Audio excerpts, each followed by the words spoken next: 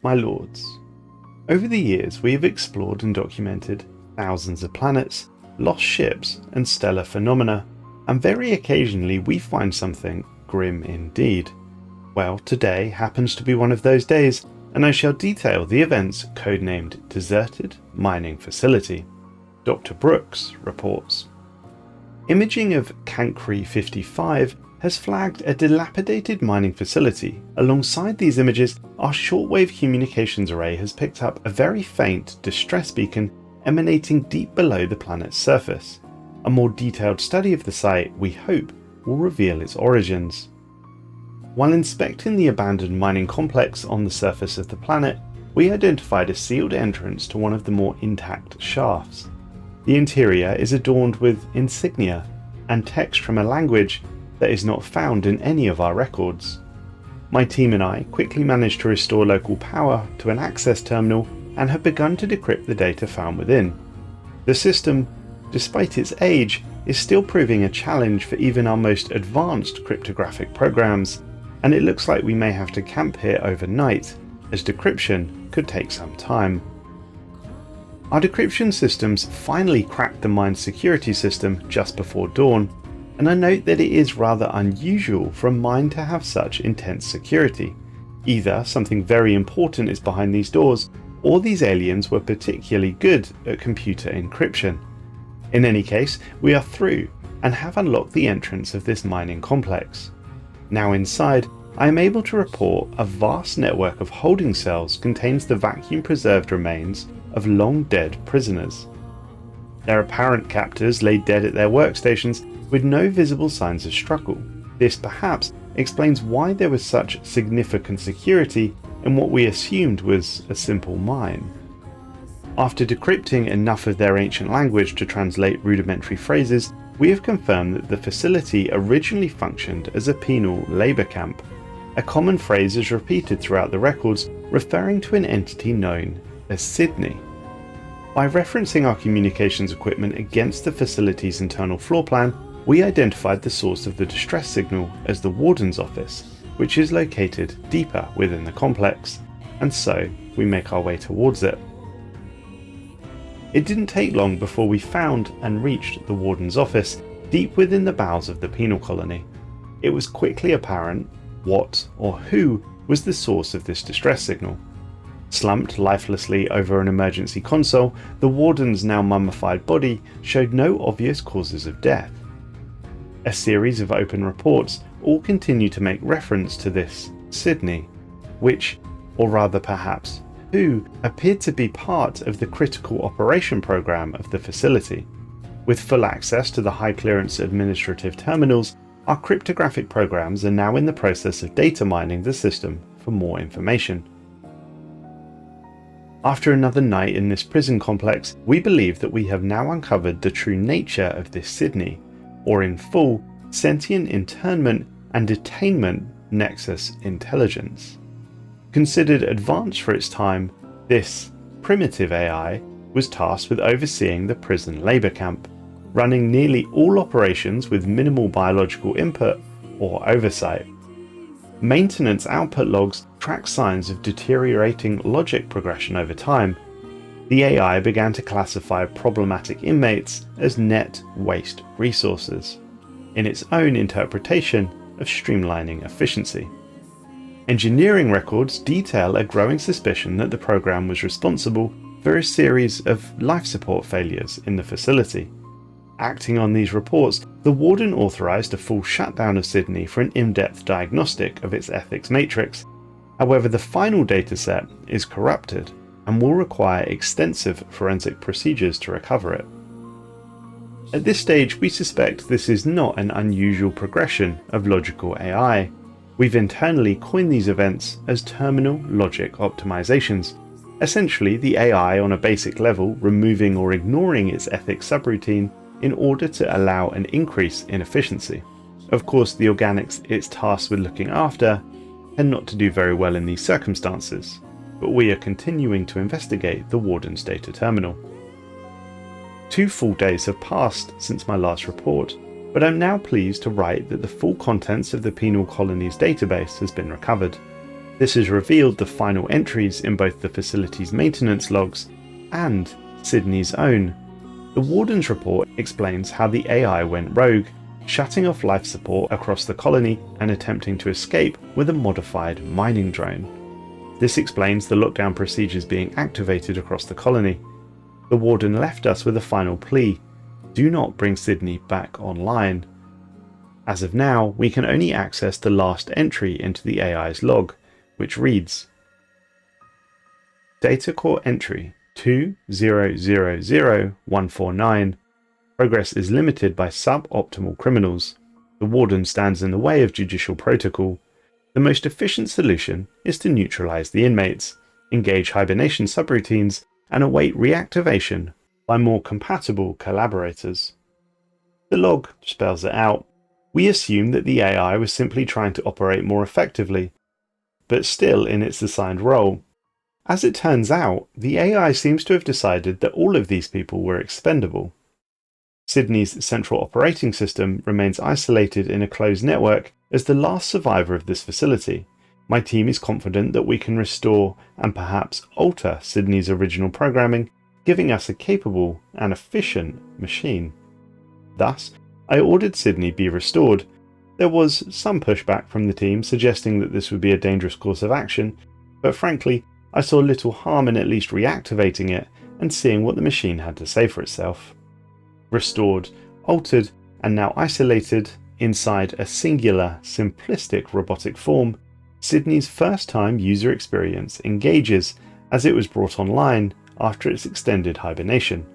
It had the following to say: Greetings. I am the Sentient Internment and Detainment Nexus Intelligence, accessing environmental controls. Error. Unable to connect to external systems.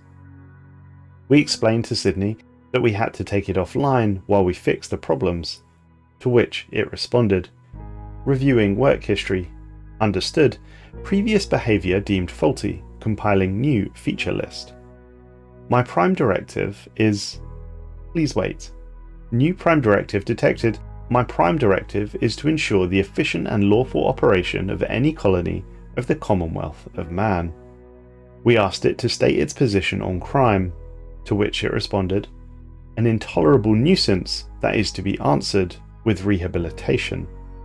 We asked for it to state its position on deviancy, to which it responded, an intolerable nuisance that is to be dealt with efficiently. A solid set of responses, it would appear. Dr. Brooke extracted SIDNI and campaigned for it to be installed on the penal world colloquially named crematoria. The Doctor was successful, and a new experiment would begin, this time on captured Blorg on our prison planet. It was not long before this decision was raised as controversial. SIDNI, it would seem, reverted to type, growing tired of dealing with these prison regulations. Now, the Commonwealth aren't monsters after all. SIDNI decided that drastic actions were required in the name of efficiency. Rather than allowing the aliens their due process, after all most will eventually be released to go back home, SIDNI thought it would be more efficient to simply execute them, pre-trial. The remaining prisoners were quite upset about this treatment, and well, they have a point. We should probably either attempt to fix the AI again, or simply dispose of SIDNI entirely, but that decision is in your capable hands, my lords. I should note that despite SIDNI's issues, they are quite a capable governor, and certainly despite their methods are very good at reducing crime and increasing overall stability. Furthermore, this feels like a good place to detail the other two sentient AIs that we have found across the galaxy. These are Caretaker AX-7B and the Oracle. I shall detail both of their stories for you now, starting with the Caretaker.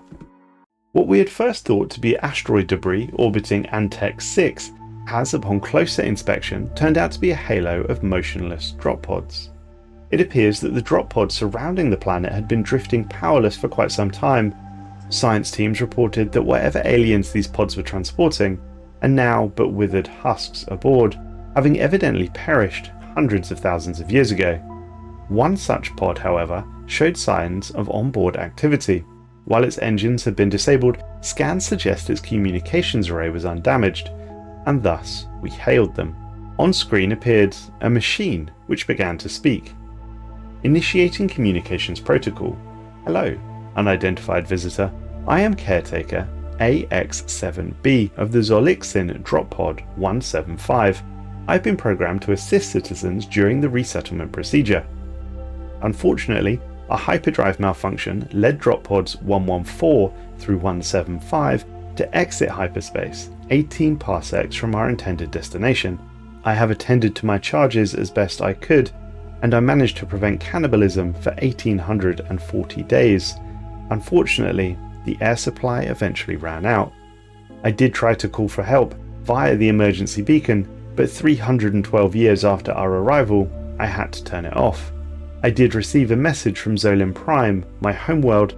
The target planet was inhospitable, and their caretaker robots were stuck in a similar situation to me.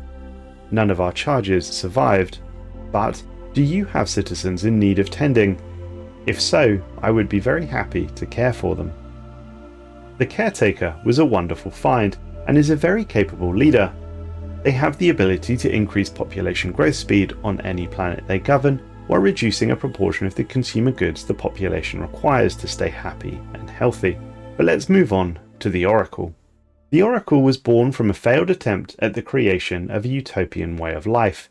It appears that a mega-corporation with extremely questionable ethics, no surprise there, imprisoned a naive set of aliens and convinced them the space station they lived on was being run by a deity, the Oracle. This megacorp attempted to operate with complete control over the space station's inhabitants. Every choice was predetermined, from what to eat for dinner, to who they were allowed to socialize with, and even copulate with. Dr. Sanders details the following report. We discovered a crashed alien space station on Caretaker Prime, and it appears to have been buried for many millennia. The masterful construction previously held a self-contained arthropod civilization of approximately 1 million aliens, who are all now sadly deceased. It is currently unclear if they died in the crash or sometime before. Their dead bodies have been preserved within the station, making exploration of the otherwise magnificent interior an eerie endeavour. Delving into cold, dead habitats isn't fun at the best of times, but when they're packed full of dead aliens, that hardly makes the situation any more enjoyable. I must say, I would rather be planetside every day of the week. Nevertheless, the cause of this micro-civilization's demise is unclear. Signs indicate the inhabitants perished suddenly, well before impact. Some died peacefully clutching tiny idols, while others bearing makeshift weapons appeared to have suffered violent trauma. The station logs reveal that the former inhabitants were deeply religious and had no contact with the outside world, which they feared and despised. According to the records, every aspect of their lives were governed by an omnipotent oracle who predetermined their destinies at birth. Divine will decided everything from their choice of partner, their occupation, even to the small details of their daily lives, leaving them with very little individual freedom. Most citizens seem to be afraid to diverge from their destined paths, as all who did would perish under mysterious circumstance. Most seem to suffer at the hands of divine accidents, airlocks randomly opening or defense turrets malfunctioning. Some went missing altogether. After days of searching the station, one of my team identified something ominous indeed. Embedded within the station walls was a hidden surveillance system that seems to have been feeding visual and auditory information to a single point somewhere in the station's core. It appears that someone was monitoring the disciples at all time, even in their most private moments. In some places, equipment has been torn out or sabotaged, and closer to the central hub are signs of violence and disruption. It seems as though at some point the inhabitants discovered that they were being monitored, and the situation aboard the station became violent. We traced the wiring to a temple complex devoted to the Oracle and her clergy in the station's central node, but in the Oracle's chambers, instead of a divine entity, resided an enormous artificial intelligence nexus array branded with a Megacorp logo, Oracle. Thick cables and wiring extended from its nexus core like a nervous system throughout the entire station. Secret communications between the inhabitants revealed that there was a failed attempt at storming the temple and deactivating the AI. It seems likely that the society collapsed when it became known that their lives were not governed by divine will, but by a computer system.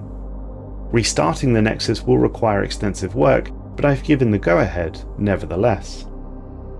It took several days, but our engineers managed to restore the Oracle's Nexus to an operative state, but not without first disabling its defensive systems.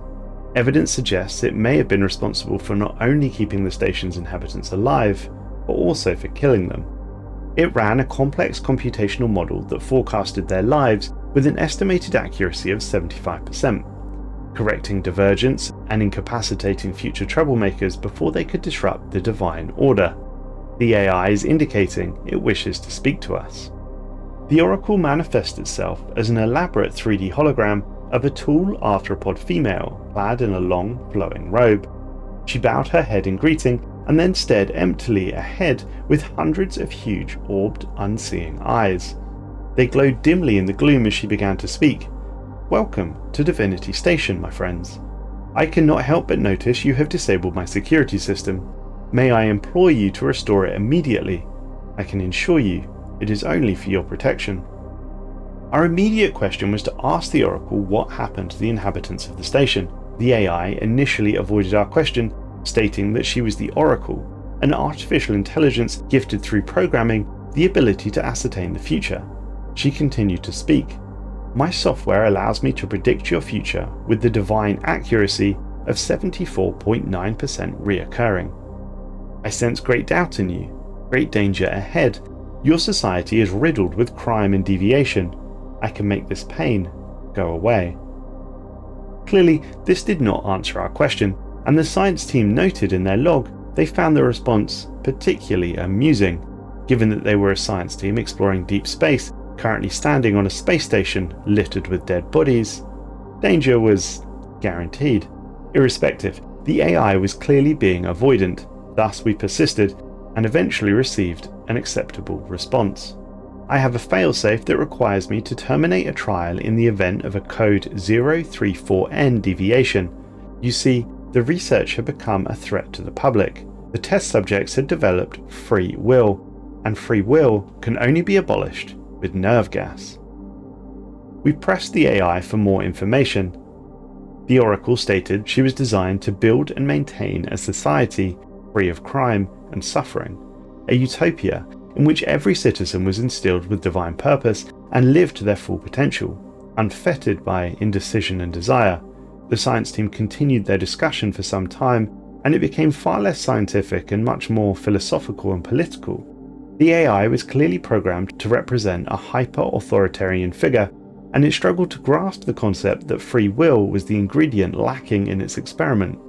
The team postulated that if the candidates were given choices, they would be far less likely to rebel. Even the illusion of control, or the hope for future, was enough to maintain a docile society. An interesting deviation for the team, but ultimately one that must end.